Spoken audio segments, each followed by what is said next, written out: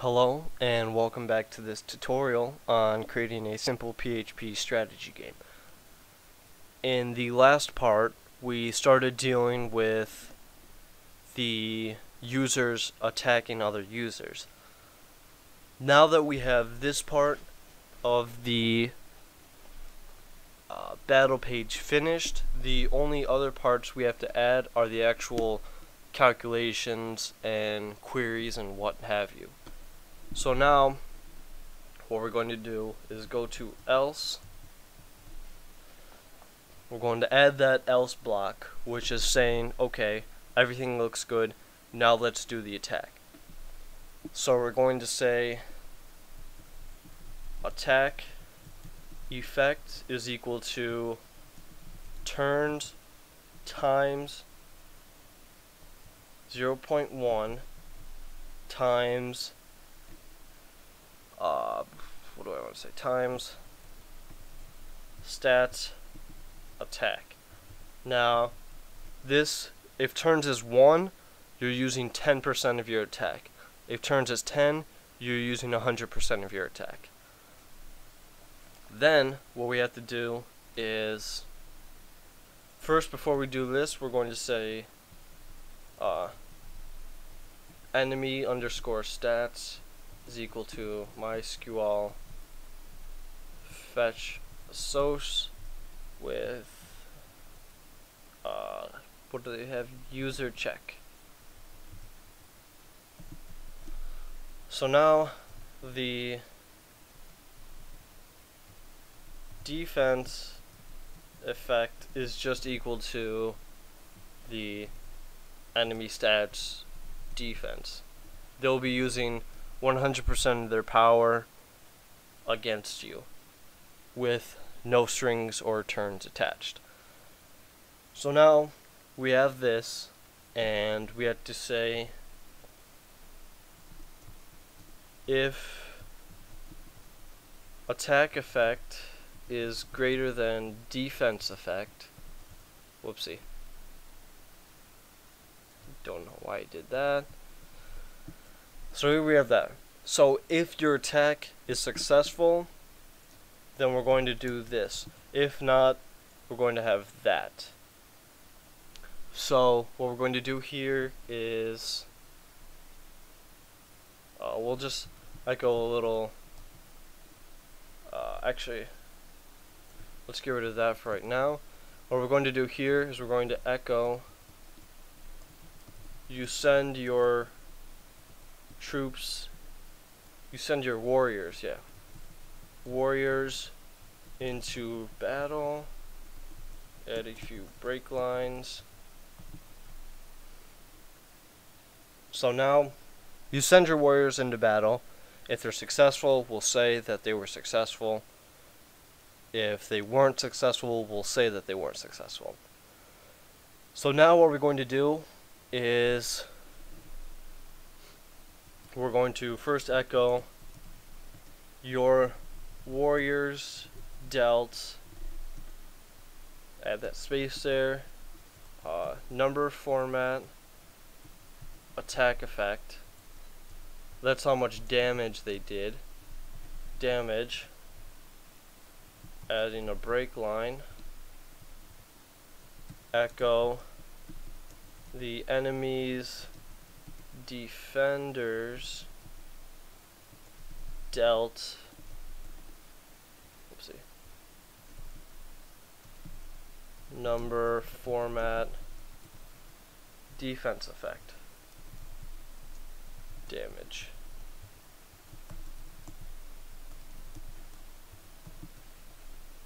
Actually, we can actually copy and paste this up here, just because it's going to be the same for either scenario. We just want them to know how much damage they've dealt.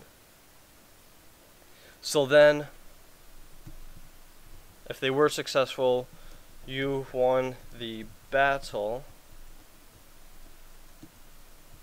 You stole blank gold stolen gold. Now Now what we have to do, and then let's just say they lost the battle, you lost the battle. Oopsie. Okay, now what we have to worry about is this gold stolen. So we have to figure out how much gold they actually stole in terms of, I don't know, your attack, their defense, and the number of turns you used. So let me just pause this video for a second and I will put in the formula. Okay, so our ratio for the gold stolen is going to be, here we have the attack effect minus the defense effect divided by the attack effect times the number of turns that they used. So now what happens is we have this ratio, but then we need to be, the ratio is equal to the minimum between itself and 1. Because of this formula, a good example would be if the attack was 100 and the defense was 20, you have 100 minus 20, which is 80, divided by 100, which is 0.8, times the number of turns they use. Now, if they use 10 turns, that would be, the ratio would be 8. If they use 1 turn, the ratio would be 0.8. And the most you can steal is all of their gold. So what we've done here was just make sure that, okay, if the ratio is less than 1, use that. If it's more than 1, we're just going to steal all of their gold. Now, again, this can be any kind of ratio you want it to be, whether it's just a simple defense over attack effect, that kind of thing. But for the most part, this is what we're going to have right now. So I'm just going to test this right here, and I'm Copophobia. One thing we need to add is, well, I don't want to attack myself. But if I raid for gold, your warriors dealt 9 damage, enemy's defenders dealt 10 damage. So now, if we go to test account, where we can actually beat him, you can see that gold stolen is an issue because we didn't actually put it in. So gold stolen is going to be the ratio times the enemy stats and their gold there.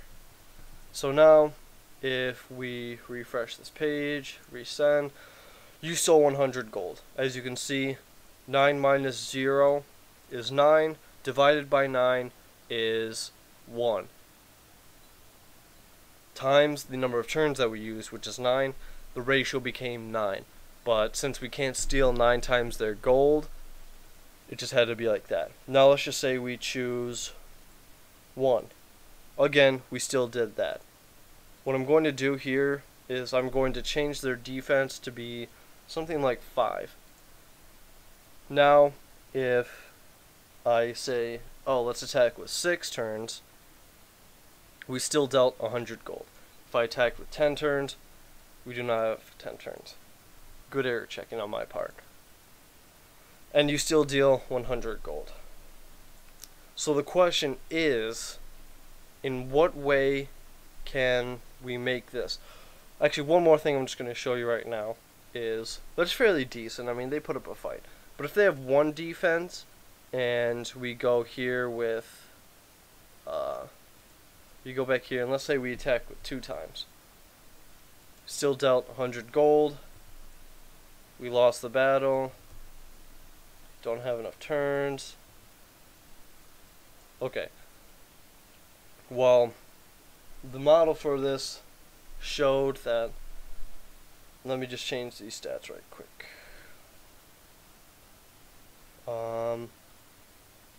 if we make our attack 11 and we make their defense 10, this hopefully should change. Oh, let me just change my number of turns to 10 so I can get my full power. We wait for gold. Now, as you can see here, we didn't steal all of their gold, but we did steal some of it. So now we just have to say, we're just going to floor this, which means it just rounds it down.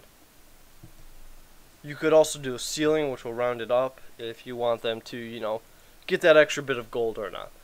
So now we have that they stole 90 gold. And in most other cases, it'll be 100 gold, like their full amount of gold, but which is good because, you know, you beat them, things like that. Sorry, these hiccups are going to be the death of me. So now what we have to do is we have to take their gold, add it to our gold, and insert a log into the database. So now, sorry, just my antivirus coming up. I'm going to print everything down and I will let you pause it in a second. Okay, I'm actually going to have to extend this into a third part of the tutorial, just so that way we can actually get the food stealing process down and a few other errors here and there. So I'm going to pause the video right now so you can copy this part down. Okay, and then you can also copy this part down right here. And last but not least, copying down this part right here. That concludes this part of the tutorial. I will see you in the next video, where I will be explaining most of this stuff. So, see you then.